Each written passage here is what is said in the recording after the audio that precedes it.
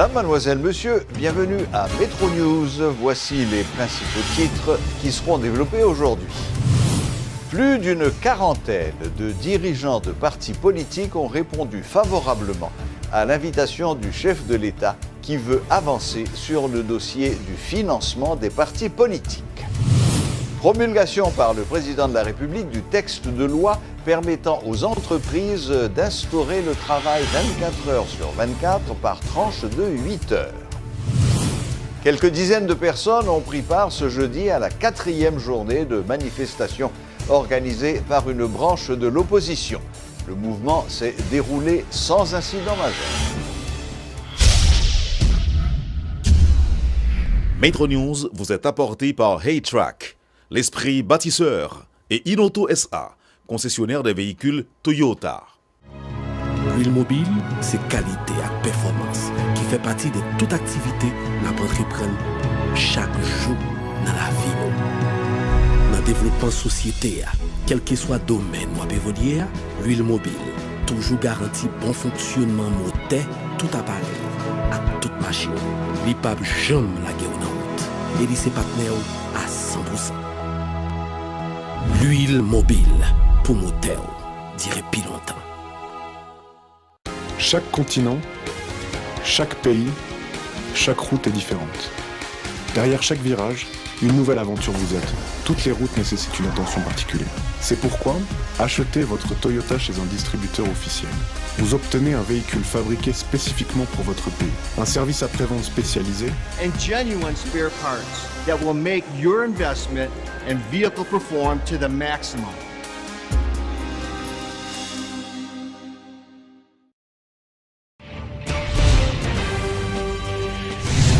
Le chef de l'État poursuit le dialogue en ce qui a trait à l'institutionnalisation des partis politiques.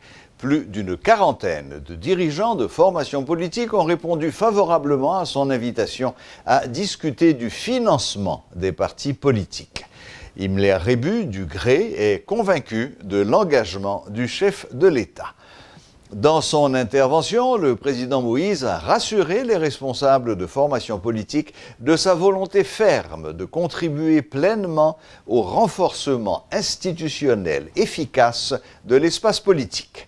Des dirigeants politiques, dont Yuri Latortue, président du Sénat, appellent à l'intensification des consultations avec les partis politiques et jugent que les thèmes politiques doivent être également abordés lors des échanges. Un débat sur les allocations du budget est réclamé par plusieurs dirigeants de partis politiques et de leaders de la société civile, alors que d'autres partis de l'opposition manifestent afin de provoquer un retrait de la loi de finances. Notons que des représentants de l'OPL, Fusion, La Paix, PDCH, UNIR, KID, Vérité et PHTK sont membres de la commission chargée de rédiger un document de synthèse sur la procédure pour avoir accès aux ressources financières. Le président Jovenel Moïse a rendu visite mardi à Odette Roy-Fonbrun quelques jours après que l'éducatrice centenaire lui a adressé une lettre ouverte très critique. Nous avons le privilège d'avoir avec nous ce soir Madame Odette Roy-Fonbrun. Bonsoir Madame Fonbrun. Bonsoir, bonsoir, honneur, respect à chacun de vous. Merci infiniment. Première question, Madame Fonbrun. Est-ce que vous pourriez brièvement nous rappeler sur quoi portaient les critiques que vous avez adressées au président de la République dans votre lettre ouverte? Je dois vous dire que j'ai publié une lettre pour raconter en détail à peu près ce qui s'est passé chez moi mardi. Le président est venu très simplement et en réponse à mon invitation à dialoguer, et il est venu très simplement me voir. Et je dois dire que la visite a été un peu longue parce que tout ce que l'on discutait était très, très, très intéressant. Et je vous dirais sincèrement que j'ai vraiment reçu et contacté, visité des présidents. Et c'est la première fois que j'ai trouvé un président au courant de tous les dossiers généralement quelconques. Je ne pense pas avoir abordé un sujet, un problème qu'il ne connaissait pas en détail avec proposition de solution. Donc j'avoue que j'ai été très satisfaite de sa visite. J'ai compris bien des choses que je ne comprenais pas et je pense qu'on doit faire l'effort de comprendre parce qu'il n'est pas dans le système traditionnel. Nous avons l'habitude de programmes traditionnels. Là, il avait vraiment des programmes d'une originalité, mais porte, je dirais, dès que vous avez compris, vous voyez les résultats. Quand il a parlé de la caravane qui est une vraie combite du gouvernement avec la population, et pour résoudre des problèmes que tout le monde connaît, tous les canaux d'irrigation qui sont bouchés, toutes les rivières qui ne sont pas draguées. Donc, vraiment, à ce moment-là, on entre dans les projets et on comprend ce qu'ils proposent. Je dois vous dire sincèrement, c'est la première fois de ma vie, et je sais que j'ai rencontré des présidents, c'est la première fois que j'étais satisfaite. Je lui ai exprimé mes critiques, puisque j'en ai, et mes suggestions, et puisque j'en ai. Donc je peux vous dire que j'ai terminé avec force sur mes propositions, et je pourrais vous en parler tout à l'heure. Mais sincèrement, il y avait un échange, je dirais, honnête, un échange, et on sentait qu'il y avait le désir de résoudre les problèmes. Il est d'accord pour dialoguer, il n'est pas politicien, comme je lui ai dit, car il aurait dû avoir profité du problème du budget pour immédiatement se mettre à dialoguer et résoudre un tas de problèmes qui se trouvent dans le budget. Il a une conception de son budget programme que les gens ne comprennent pas, donc il devra revenir sur le problème du budget. Mais là n'est pas vraiment le mal. Moi, j'avoue que si je prends la parole, c'est parce que je suis angoissé par cette situation où les Haïtiens continuent de se disputer, continuent de s'attaquer, au lieu de voir les problèmes majeurs du pays, le principal étant la misère. Au lieu de combattre, de se mettre ensemble pour combattre cette misère, eh bien, on se dispute, on s'entretue. J'ouvre le journal, il y a des morts, il y a encore même cet après-midi quelque chose qui s'est passé avec une voiture qui a tiré, alors que le moment était opportun pour Haïti d'être ouvert au tourisme. Toutes ces îles qui ont été attaquées par le cyclone, eh bien, tous ces visiteurs seraient venus chez nous. On ne peut pas venir chez nous parce que on se dispute, on se bat, c'est la violence, c'est l'anarchie. Alors je pense que mon appel, c'est vraiment pour attirer l'attention du peuple haïtien, le danger qui nous menace. Si nous continuons, nous arrivons vers le retour des tanks de la MINUSTAH. Je ne peux pas oublier ces tanks qui circulaient dans nos rues avec leurs canons braqués sur moi parce qu'on se disputait. Si on recommence à se disputer, si on continue dans la violence, nous recevrons encore des tanks de la MINUSTAH. Donc j'entends attirer l'attention que le pays est riche. Au lieu d'exploiter ses richesses, nous nous disputons. J'insiste auprès de la majorité nationale, auprès surtout des politiciens, parce que ce sont les politiciens qui mènent la danse dans les manifestations de rue. Ils ont une responsabilité, une très grande responsabilité. C'est d'arrêter les manifestations, qui sont désastreuses pour le pays. Les enfants ne peuvent pas aller à l'école, les marchands ne peuvent pas vendre, les magasins sont obligés de fermer pour éviter qu'on casse leurs vitres. Et en final, c'est mauvais pour le pays, ça appauvrit le pays et ça divise encore plus la société. Donc Madame je Fonbrun. pense que je les invite vraiment à arrêter les manifestations, à s'asseoir pour débattre des problèmes du pays et chercher ensemble des solutions. Et les solutions sont nettes, claires et précises. Le pays est riche, toutes ces richesses sont à l'intérieur. Il faut se mettre ensemble pour créer ce mouvement vers l'intérieur, vers la dynamisation des départements où se trouvent ces richesses, pour qu'on ait maintenant un touriste que j'appelle un touriste local. La diaspora entend visiter son lacaille, mais son lacaille, c'est un endroit où il n'y a même pas de toilette, donc et il faut développer l'intérieur. Donc je pense qu'en se mettant ensemble, je ne vous donne pas 2 ans pour que ce pays soit vraiment le centre historique et culturel de la Caraïbe. C'est la place d'Haïti. Madame Fonbrun, oui.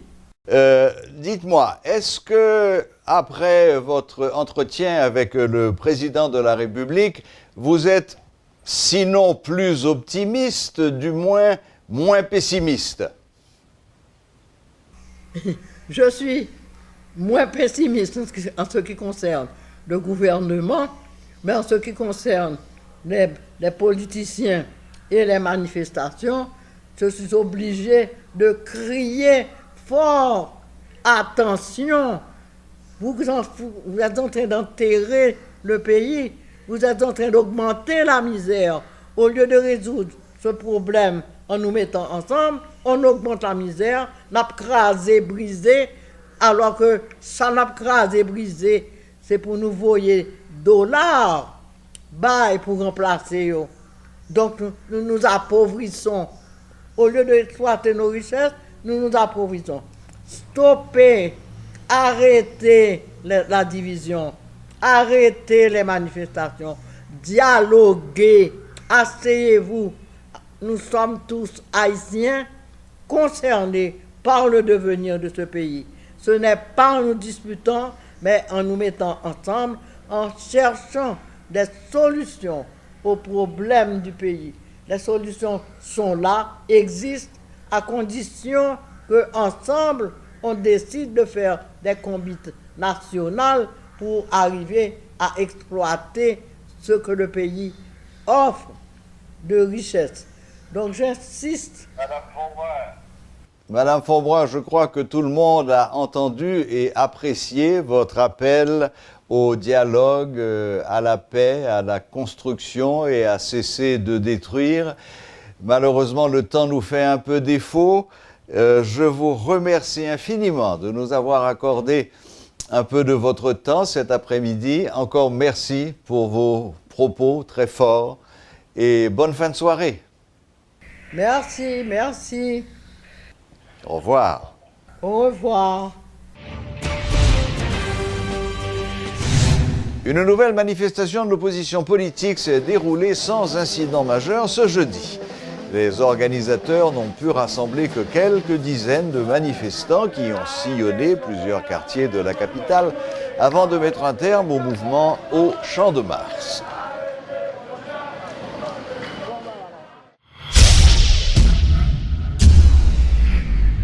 Le président de l'Association des industries d'Haïti se réjouit de la promulgation par le président de la République du texte de loi permettant aux entreprises d'instaurer le travail 24 heures sur 24 par tranche de 8 heures. Georges Sassine appelle par contre l'État à faciliter ce type de travail en mettant à disposition des moyens de transport, de l'éclairage et en assurant la sécurité des employés sur le chemin de leur travail. L'entretien des places publiques de la capitale va passer sous la responsabilité de la mairie de Port-au-Prince. Une nouvelle annoncée ce jeudi en conférence de presse par le maire de la capitale, Yuri Chevry, qui a précisé que les agents d'entretien seront désormais rétribués par la commune et non par le ministère de l'Intérieur. Il prévoit également le lancement d'une campagne d'identification des commerçants informels sur le Champ de Mars dans le cadre du programme Fait Champ de Mars Belle. Il y a un contrôle place, nous avons des recrutements pour faire pour le monde qui travaille sous place là, mais ça c'est il n'y a pas de charge pour faire ça. Tout Port-au-Prince, même j'ai été dans PDM dans le carnaval là, pour y PDM tout dans le projet ça, parce que il temps pour place nous sembler des vraies places dans le pays, c'est à partir de semaine ça, nous allons commencer à réaménager les places, nettoyer d'abord, et puis chercher financement pour nous réaménager, inviter le secteur privé, inviter n'importe citoyen, venir travailler, venir aider nous travailler.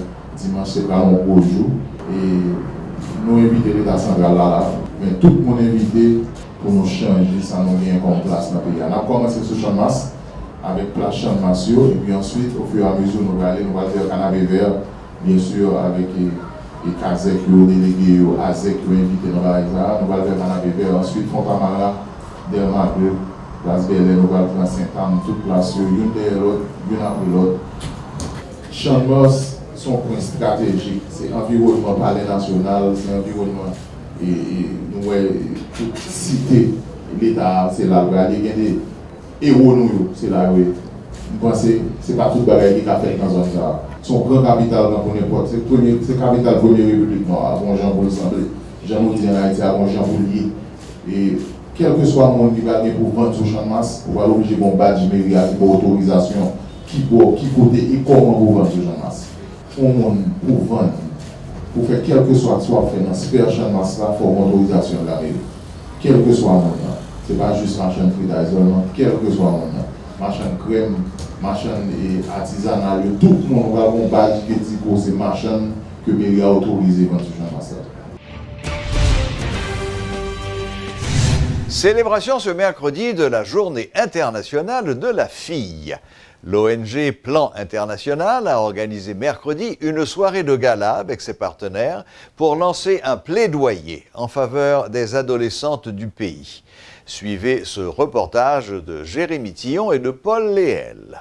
C'est devant un parterre de personnalités, partenaires et acteurs du monde éducatif que la directrice des opérations de Plan International a ouvert cette soirée dédiée aux filles d'Haïti.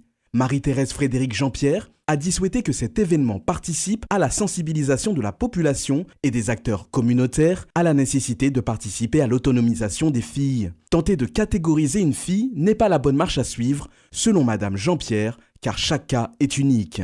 Si je suis une fille mère ou encore en union précoce, si je vis dans la rue ou encore en dehors de l'espace scolaire, comment je serai représentée quand on parle de moi?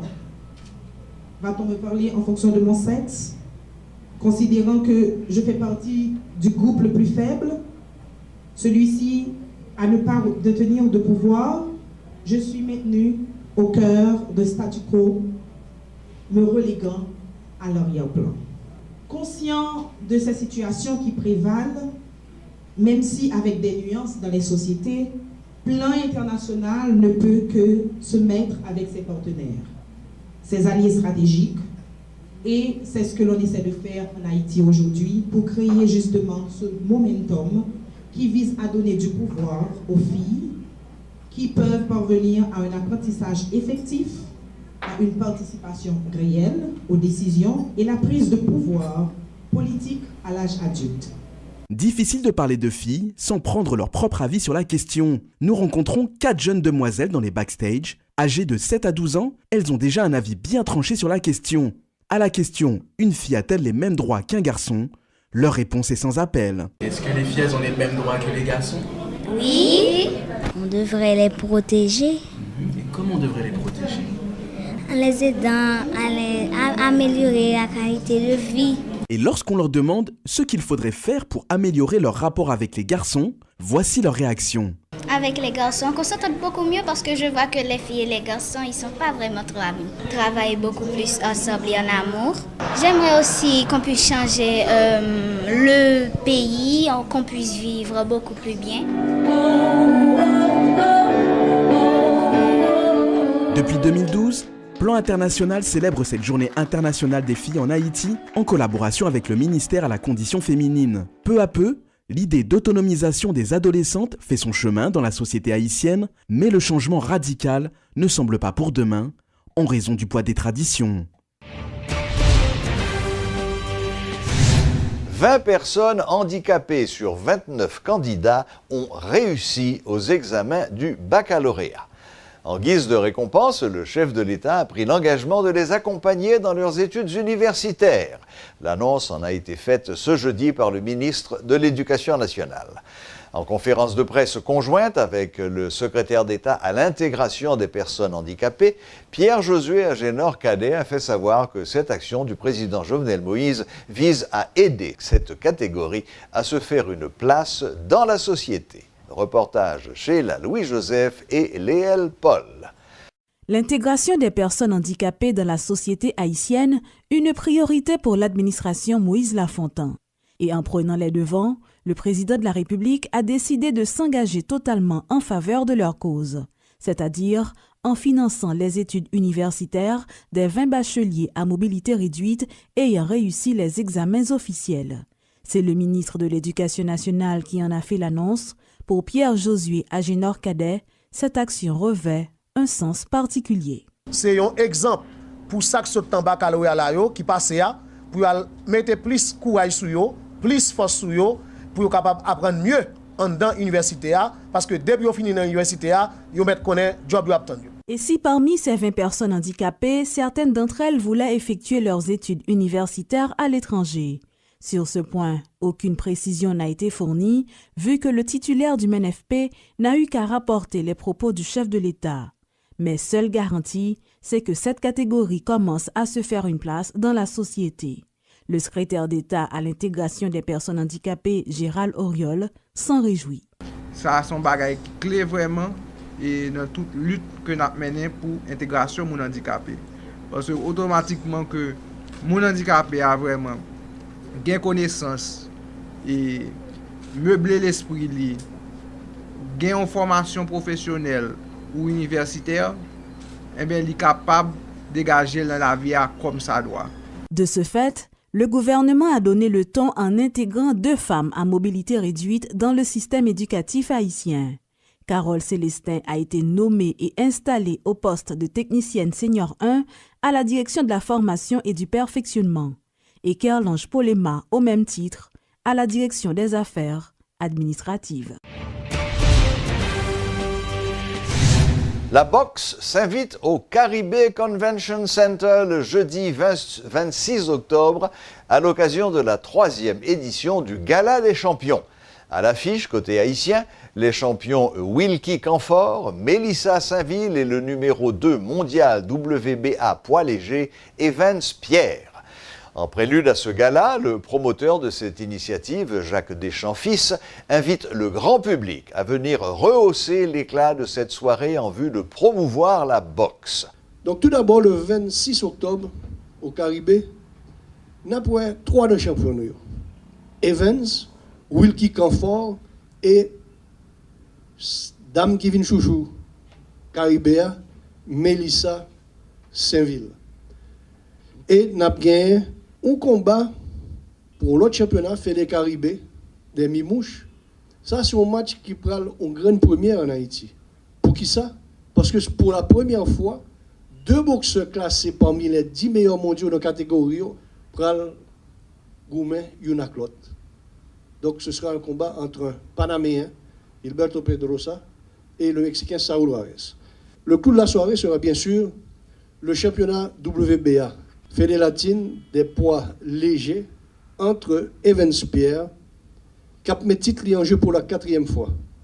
Et il est très possible que ce sera la dernière fois que Evans a mis titre en jeu. Ensuite, nous aurons le championnat WBA Fédélatine des Super Welter, côté que Wilkie Canfort, que nous tous connaissons, pral mettre titre en jeu face à un Vénézuélien, Jean-Carlos Prada. Même compter sur nous-mêmes la presse pour nous vraiment faire promotion soirée. Non seulement faire promotion soirée, mais il faut faire promotion boxeur local.